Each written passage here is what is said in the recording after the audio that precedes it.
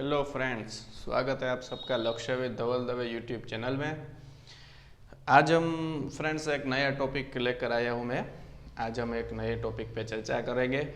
उसका नाम है निर्वाचन आयोग, इलेक्शन कमीशन। इलेक्शन कमीशन के बारे में हम आज डिटेल में चर्चा करेंगे। नॉट ओनली सेंट्रल निर्वाचन आयोग, हम स्टेट निर्वाचन आयोग का भी ज्ञान लेंगे आज। और डिस्ट्रिक्ट में कौन से अधिकारी नियुक्त होते हैं इलेक्शन के लिए, उस सब का ज्ञान आज हम डिटेल में लेंगे। तो आप ध्यान दीजिएगा यहाँ। तो स्टार्ट करते हैं हम निर्वाचन आयोग, इलेक्शन कमीशन की। तो मित्रों, आर्टिकल 324, आर्टिकल 324 के अंतर्गत हमारे संविधान में निर्वाचन आयोग की बात की गई है। ये मोस्ट इम्पोर्टेंट है। किस आर्टिकल के तहत निर्वाचन आयोग की बात की गई है? तो आर्टिकल 324 के अंतर्गत निर्वाचन आयोग की बात हमारे संविधान में की गई है। ये आर्टिकल हमें याद रखना है। ये अंक 324 याद रखना है अंक, वो बहुत इंपॉर्टेंट है। किसी भी एग्जाम के लिए, यूपीएससी हो या जीपीएससी हो या स्टेट पब्लिक कमीशन हो, क्लास 3 हो, किसी भी एग्जाम में ये आ सकता है 324। अब आगे देखते हैं हम उसकी संरचना। तो निर्वाचन आयोग की संरचना कैसे होती है, उसमें कौन कौन ऑफिसर वर्क करते हैं, ये सब हम यहाँ पर देखेंगे। तो निर्वाचन आयोग, इलेक्शन कमीशन में संरचना में एक मुख्य चुनाव आयुक्त होता है और उसकी सहायता में 2 अन्य चुनाव अधिकारी होते हैं, चुनाव कमिश्नर होते हैं। इसका मतलब क्या है? मुख्य चुनाव आयुक्त का मतलब जो होते हैं वो मेन इलेक्शन कमिश्नर कहते हैं, मुख्य। ये कमिश्नर होते हैं, वो हमारी जो इंडिया की सब इलेक्शन होती है उसके वो हेड होते हैं। इसलिए उसको क्या कहा गया है? मुख्य चुनाव आयुक्त। और उसकी सहायता के लिए हमारे संविधान में दर्शाए गए हैं 2 अन्य चुनाव आयुक्त। वो सब मिलके क्या करते हैं? हमारी जो इंडिया की इलेक्शन होती है, हमारे भारत की जो इलेक्शन होते हैं सब, उसका वो हैंडलिंग करते हैं। उसमें क्या क्या हैंडलिंग करते हैं, उसकी पावर क्या है, वो हम आगे देखेंगे। अभी उसकी संरचना ही देखना है। मुख्य चुनाव आयुक्त प्लस 2 अन्य चुनाव आयुक्त होते हैं, जिसे हम इंग्लिश में क्या कहते हैं? Main election commissioner, election commissioner, मुख्य चुनाव आयुक्त। उसकी नियुक्ति राष्ट्रपति द्वारा की जाती है।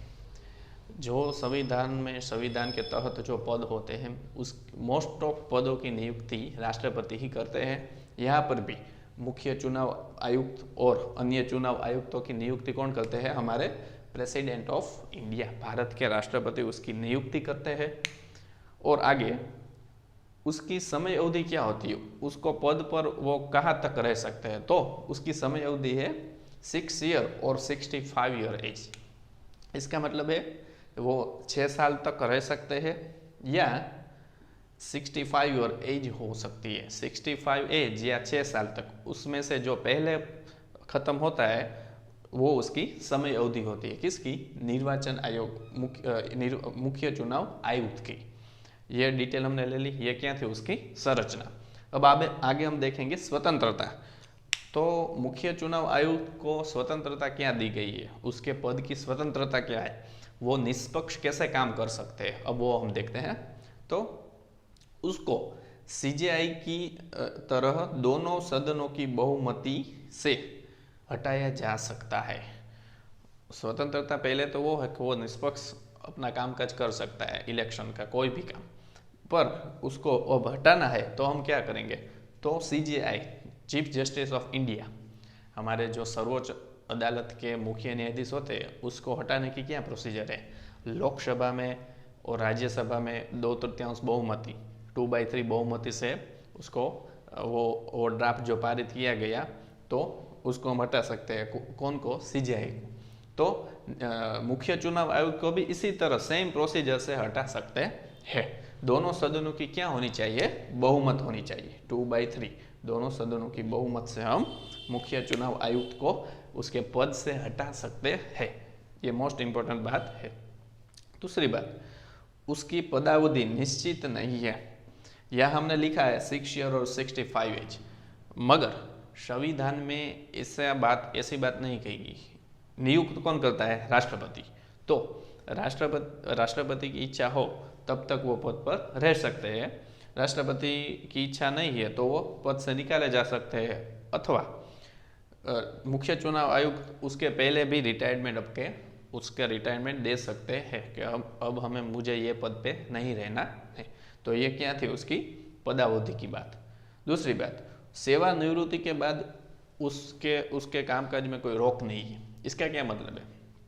अब मुख्य चुनाव आयुक्त ने अपनी जॉब कर ली सेटिस्फेक्शन से, और अब क्या करेंगे? वो सेवानिवृत्त होंगे, रिटायरमेंट होंगे। उसके बाद वो हमारे भारत के किसी भी डिपार्टमेंट में जॉब कर सकते हैं। उसको गवर्नमेंट अलॉट कर सकती है कि आप इस डिपार्टमेंट में अब ऑफिसर के तहत काम करेंगे। तो बंधारण में हमारे संविधान में कोई रोक नहीं है। सेवानिवृत्त के बाद वो दूसरे डिपार्टमेंट में जॉब कर सकते हैं। कौन? मुख्य चुनाव आयुक्त।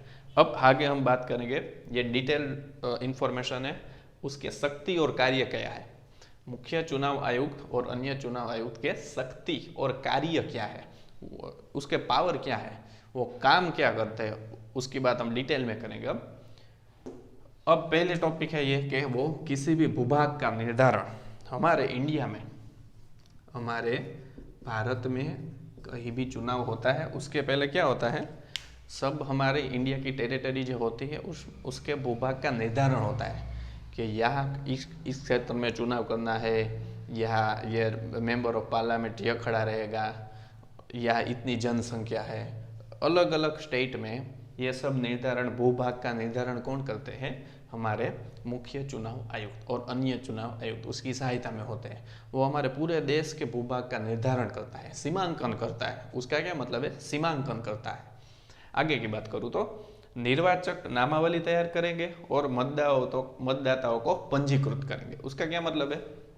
निर्वाचक नामावली का मतलब है जो 18 साल से ऊपर है, जो लोग हमारे इंडिया के जो लोग 18 साल से ऊपर है उसकी आयु, उसकी नामावली तैयार करेंगे। कौन? ये निर्वाचक चुनाव आयुक्त और अन्य आयुक्त। वो नामावली तैयार करेंगे 18 साल से ऊपर के कितने लोग हैं हमारे इंडिया में, कितने लाख, कितने करोड़ लोग हैं, उसकी नामावली तैयार करेंगे और मतदाताओं को पंजीकृत करेंगे। हमारे मतदाताओं जो वोटर आईडी होते हैं उसके तहत उसको पंजीकृत करेंगे, उसको एकत्रित करेंगे कि ये लोग अब 18 साल के ऊपर एज है, उसकी ज़्यादा एज है और वो मतदान कर सकेंगे, वो वोटिंग इस साल दे सकते हैं। वो सब नामावली कौन तैयार करते हैं? मुख्य चुनाव आयुक्त और अन्य चुनाव आयुक्त उसकी सहायता में होते हैं। तो ये दो मेन काम वो करते हैं। ये काम है, बहुत हार्ड होते हैं। वो मतदाताओं को पंजीकृत करना ये इजी वर्क नहीं है। आगे निर्वाचन की तिथि, समय सारणी, ये सब कौन करते हैं? निर्वाचन मुख्य चुनाव आयुक्त। निर्वाचन की तिथि अब किस स्टेट में, ये पहले तो ये बात की जाती है, मुख्य मेन इलेक्शन कमिश्नर होते हैं, वो राष्ट्रपति, उपराष्ट्रपति, लोकसभा, राज्यसभा या किसी भी स्टेट की विधानसभा, विधान परिषद, इन सब के चुनाव कौन करता है? पहले तो मुख्य चुनाव आयुक्त और अन्य चुनाव आयुक्त उसकी सहायता से ये सब चुनाव करते हैं। तो कहाँ कौन सा चुनाव करना है ये कौन तय करेगा? उसकी तिथि, उसकी समय सारणी, ये सब कौन तैयार करेंगे? हमारे मुख्य चुनाव आयुक्त।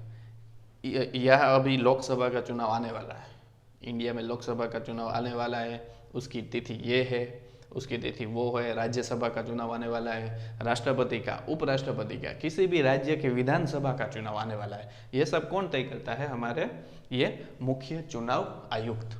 तो ये मोस्ट इम्पोर्टेंट पॉइंट है। निर्वाचन की तिथि, समय सारणी, कहाँ से स्टार्ट होते हैं चुनाव, कहाँ पर उसकी एंडिंग तारीख है, रिजल्ट कब डिक्लेयर करेंगे, ये सब कौन तय करता है? मुख्य चुनाव आयुक्त और अन्य चुनाव आयुक्त।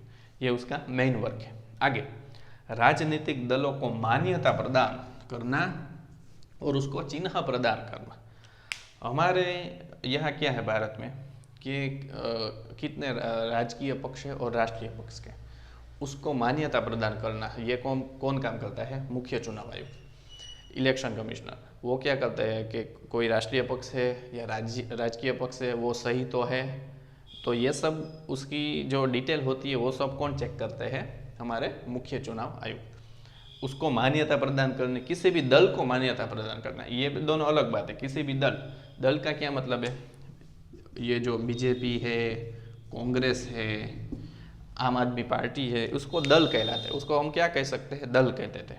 और राजनीतिक दलों को मान्यता मीन्स के वो राजकीय पक्ष है या राष्ट्रीय पक्ष है, ये भी कौन तय करेंगे? मुख्य चुनाव आयुक्त। और ये दलों को जब इलेक्शन होता है कोई भी पक्ष वो चेक करेंगे एक बार कि ये राजकीय पक्ष है या राष्ट्रीय पक्ष है, और अब उसको कब तक मान्यता देनी है। ये सब बीजेपी है, कांग्रेस है, कोई भी पक्ष है, आम आदमी पार्टी है, वो सबको मान्यता कौन देता है? हमारे मुख्य चुनाव आयुक्त, निर्वाचन आयोग, ये सब काम करते हैं।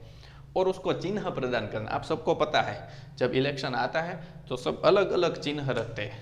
कुछ का चिन्ह हाथी होता है, कुछ का चिन्ह, ये कोई भी चिन्ह आप ले लो, सब अलग अलग चिन्ह उसके पक्ष की विचारधारा के तहत सब अपना चिन्ह पसंद करते हैं।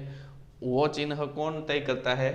सब पसंद कर सकते हैं मगर तय कौन करते हैं?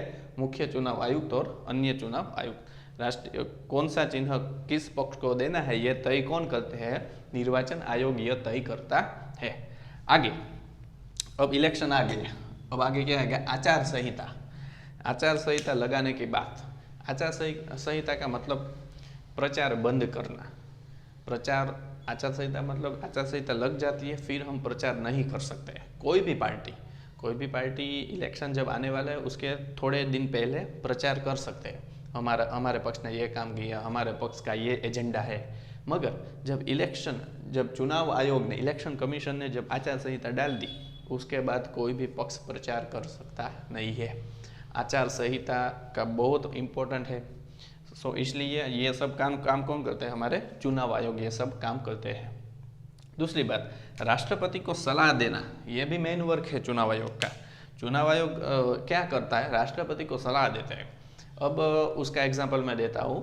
किसी भी स्टेट में जब राष्ट्रपति शासन लगा होता है तो वहाँ 1 साल के बाद चुनाव करना होता है, तो क्या करेंगे? तो ये चुनाव आयोग है, इलेक्शन कमिश्नर है, वो राष्ट्रपति को एडवाइस देंगे कि राष्ट्रपति जी यहाँ अब 1 साल हो गया है तो यहाँ अब हम चुनाव करेंगे। तो राष्ट्रपति के साथ विचार विमर्श करके वो तय करेंगे यह चुनाव हो सकता है या नहीं। जो हो सकता है तो उसका प्लानिंग कौन करेंगे? निर्वाचन आयोग। इसलिए वो राष्ट्रपति को इस बात में एडवाइस देते हैं कि राष्ट्रपति शासन जो खत्म हो जाता है 1 साल के बाद तो वहाँ हम उस स्टेट में चुनाव कर सकते हैं। आगे की बात, ये बात मैंने कही दी है, राजनीतिक दलों को मान्यता कौन प्रदान करते हैं? निर्वाचन आयोग। ये मोस्ट इंपोर्टेंट बात मैंने कही दी है। राष्ट्रीय पक्ष और राजकीय पक्ष, 2 प्रकार के पक्ष होते हैं। किसको राष्ट्रीय पक्ष की मान्यता देनी है और किसको राजकीय पक्ष की मान्यता देनी है, कौन तय करेगा? निर्वाचन आयोग। आगे अब मैं बात करूंगा राज्य निर्वाचन आयोग। ये सेंट्रल लेवल की बात थी, अब ये स्टेट लेवल राज्य निर्वाचन आयोग, स्टेट इलेक्शन कमिश्नर, इसको क्या कहते हैं? State election commission. वहाँ भी इसी तरह एक मुख्य चुनाव आयुक्त होते हैं और 2 अन्य चुनाव आयुक्त होते हैं। वो क्या होते हैं? वो स्टेट लेवल की जो लोकल बॉडी होते हैं ना, नगर पालिका, पंचायत बोर्ड, निगम जो हम कहते हैं सब, उसकी इलेक्शन कौन करवाता है? राज्य निर्वाचन आयोग। ये विधानमंडल, विधानसभा की इलेक्शन नहीं करवाता है। इसमें कुछ बच्चे मिस्टेक करते हैं। राज्य निर्वाचन आयोग वो विधानसभा और विधान परिषद की इलेक्शन करवाते हैं, तो ये वो गलत बात है। वो कौन सी करवाते हैं? ओनली ये नगर पालिका जो होती है हमारी स्टेट बॉडी, नगर पालिका और पंचायत, ये दोनों की इलेक्शन कौन करवाता है? हमारे राज्य निर्वाचन आयोग जो होते हैं उसके में मुख्य चुनाव आयुक्त जो होते हैं वो उसकी इलेक्शन करवाते हैं। और जो डीएम में इसमें लिखा है, डीएम मैंने क्यों लिखा है? जो डिस्ट्रिक्ट लेवल के डिस्ट्रिक्ट मजिस्ट्रेट, हमारे जिला कलेक्टर होते हैं ना, उसको मुख्य चुनाव अधिकारी कहा जाता है डिस्ट्रिक्ट के लिए। वो उसकी नियुक्ति कौन करता है? निर्वाचन आयोग। कब? जब इलेक्शन होती है, किसी स्टेट में इलेक्शन होती है या किसी नगर पालिका या पंचायत की इलेक्शन होती है, तो डीएम एज ए मेन मुख्य चुनाव अधिकारी कौन सा? मुख्य चुनाव अधिकारी के तहत उसकी ड्यूटी करते हैं। तो ये बात डिस्ट्रिक्ट लेवल की भी हो गई। तो इस लेक्चर में हमने डिटेल बात कर दी, फिर से एक बार रिवीजन कर लेते हैं। निर्वाचन आयोग, इलेक्शन कमीशन, आर्टिकल 3 to 4 के तहत उसकी रचना हो गई है। संरचना, मुख्य चुनाव आयुक्त होते हैं और 2 अन्य चुनाव आयुक्त होते हैं। राष्ट्रपति द्वारा उसकी नियुक्ति होती है। उसकी आयु 6 ईयर और 65 ईयर एज हो सकती है, मगर उसकी पदावधि संविधान में कही गई नहीं है। स्वतंत्रता, सीजीआई की तरह दोनों सदनों की बहुमति से उसको पद से हटाया जा सकता है। बहुमति मतलब दोनों सदनों में 2/3 बहुमति हो तो। पदावधि उसकी निश्चित नहीं है। सेवानिवृत्ति के बाद वो अन्य डिपार्टमेंट में काम कर सकते हैं। उसकी शक्ति और कार्य क्या है, तो किसी भी भूभाग का निर्धारण, भारत के किसी भी भूभाग का निर्धारण करना हो, तो सीमांकन करना हो तो कौन तय करेगा? निर्वाचन आयोग। दूसरी बात, निर्वाचक नामावली, मतदाताओं को पंजीकृत करना, वो भी इलेक्शन कमीशन नक्की करेंगे। निर्वाचन की तिथि, समय सारणी, ये सब देख लिया हमने। राजनीतिक दलों को मान्यता, राष्ट्रीय पक्ष है या राजकीय पक्ष है उसको मान्यता प्रदान करना, उसको चिन्ह प्रदान करना, आचार संहिता डालना, ये सब कौन करेगा? निर्वाचन आयोग। राष्ट्रपति को सलाह देना। और राज्य निर्वाचन आयोग क्या करेगा? लोकल बॉडी होती है जो नगर पालिका और पंचायत के जो इलेक्शन होते हैं वो राज्य निर्वाचन आयोग करेंगे। और आगे डीएम, वो डिस्ट्रिक्ट मजिस्ट्रेट होते हैं, जो जिला अधिकारी, जिला कलेक्टर, वो मुख्य चुनाव अधिकारी डिस्ट्रिक्ट के होते हैं। उसको भी ड्यूटी कौन देगा? निर्वाचन आयोग देंगे, इलेक्शन कमीशन। तो इस लेक्चर में हमने डिटेल में ये सब बात की है। मुझे आशा है आपको ये मेरा लेक्चर पूरा पसंद आया होगा, क्योंकि मैंने एक ही लेक्चर में डिटेल में जो मुख्य आईएमपी पॉइंट्स है वो मैंने इस लेक्चर में कवर की है। तो ज़्यादा से ज़्यादा आप इस वीडियो को, इस लेक्चर को शेयर करें अपने फ्रेंड्स, रिलेटिव्स, किसी भी स्टूडेंट के साथ, क्योंकि ये lecture UPSC, GPSC, SSC, banking या क्लास 3 आपकी स्टेट पब्लिश कमीशन होती है, उस किसी भी एग्जाम में काम आएगा। तो ज़्यादा से ज़्यादा Lakshya with Dhaval Dave YouTube channel को लाइक करें, शेयर करें, सब्सक्राइब करें। मिलते हैं नेक्स्ट लेक्चर में। जय हिंद, जय भारत।